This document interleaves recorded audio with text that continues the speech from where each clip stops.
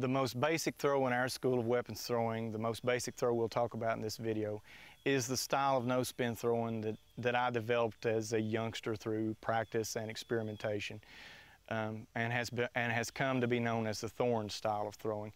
Now obviously I'm not without some bias, but I think that for practical purposes you're going to find that this is the best throw for just about anything you want to be able to do. There are reasons other than practical reasons to throw knives, and we'll show you some of the less practical ways to throw knives in this video. But for serious purposes, I think this is the throw you're going to want to learn, because this is the only throw that I know of that doesn't have any serious weaknesses. You'll find that at least 90% of everything you really need to do will revolve around this throw. We'll break this throw into 4 elements for the purposes of discussion.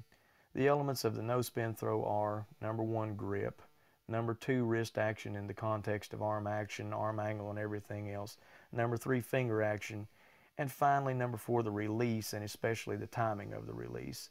We'll go over each of these 4 elements one by one.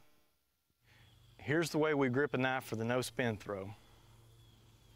Place your index finger or your middle finger on the edge of the knife, the thumb on the flat side of the knife.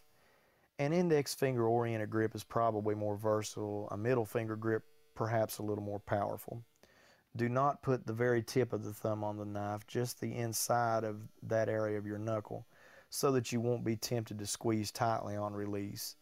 You have to have a relaxed grip and a relaxed release, not clenching or tight.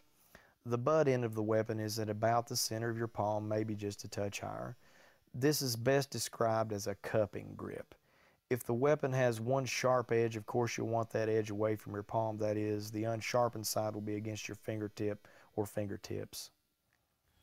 The second element of the no-spin throw we'd like to talk about is the wrist action, and this is the main way that we differ from other styles of no-spin throwing. We use more of a slapping or flipping action with the wrist. First, the wrist is cocked back, then it comes forward. This is the propulsion mechanism that gives extra power and allows us to throw from different angles easily. Remember, you cock the wrist back before every throw.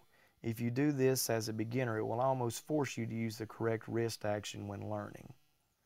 The wrist has what is best described as a hinge action, a slapping action. The wrist is, again, the main propulsion mechanism in our style, but the arm action affects it. If you have more or less of one, you might need more or less of the other, and that's also true to a lesser degree with the amount of flip you impart to the weapon with the fingertip or fingertips as you release the throw. The wrist action and the use of a scooping, sliding release are more important than a precise grip. The third element of the no-spin throw that we like to talk about is the finger action. We use a finger action where you lightly stroke the handle of the knife on release. This is a wiping, sliding release where the fingertips gently brush the knife as it slides naturally out of the hand. This helps to straighten the weapon for its flight pattern. You will learn to use a light wiping motion with the index or middle finger to adjust the knife, and again, according to how much wrist flip and how much arm action you're putting into the throw, you might have to use a little more or a little less finger action. However, don't obsess over this or even be conscious of it as a beginner, because remember, there's not a fine level of dexterity needed. Otherwise, I couldn't do things like this easily. The fourth element that we'd like to talk about of the no-spin throw is the release, and especially the timing of the release. This is something you really have to teach yourself through practice and experimentation, because the release timing is different for every throw. The release is typically more of a sliding release, more of a gradual action. Release is a little earlier than with a ball. It's a scooping or slinging action, something like the way you would scoop up a handful of snow or sand and sling it. The weapon begins sliding out earlier than beginners tend to think, and the wrist is being flipped as the knife is released. This is the key to understanding release. Timing in the context of your arm, wrist, and finger action, and the balance of the knife and the distance and the angle of the throw and everything else. The main thing that you have to do is to observe why you're missing and to make adjustments so that you won't miss. Remember, if the knife is hitting with the point up, that generally means that you're not flipping your wrist hard enough or you're releasing the knife too early. If it's hitting the target with the point down, you flipped your wrist too hard, or maybe you released the knife a little bit too late. Watch how the knife hits the target. If the point hits up, release later or flip the wrist harder. This type of impact is less likely for beginners, however, and will probably only happen if you're using a release that's too abrupt, that is, more of a shuriken style pushing release, from a range that is too close to the target. If the knives are spinning forward and hitting the target with the point down, you need to reduce spin.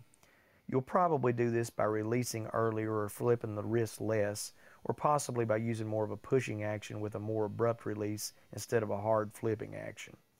As a beginner, you're probably going to want to throw this throw at as low a velocity as possible and with as gentle a wrist flip as possible in order to better be able to figure out what you're doing and how it's affecting the flight pattern of the weapon. You have to experiment a little, and you need to be able to visualize what's happening with weapons even as you're throwing them to understand what's happening and then visualize the corrections. Eventually, corrections will become second nature. You'll have to learn how to time the release yourself. This won't take long, but it can only be done through observation and then by giving yourself feedback and changing whatever it is you're doing wrong so that you won't fail to hit the target with the point. It's important to be relaxed and observant in your early experiments.